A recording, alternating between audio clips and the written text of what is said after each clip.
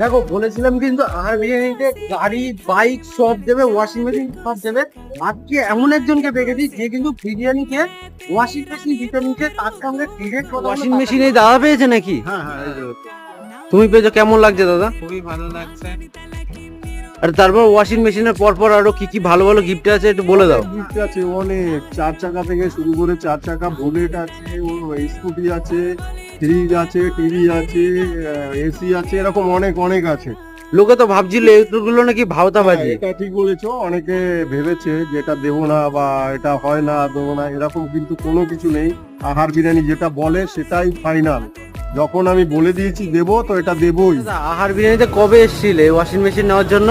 আমি আমি এসেছিলাম 19 তারিখ এসেছিলাম, 4 বন্ধু মিলে বিরিয়ানি খেতে, মটন বিরিয়ানি খেয়েছিলাম। তারপর কুপন তুলে ওয়াশিং মেশিন গিফটটা পাই। আজকে 23 তারিখ, 4 দিনের মধ্যে পেয়ে। 4 দিন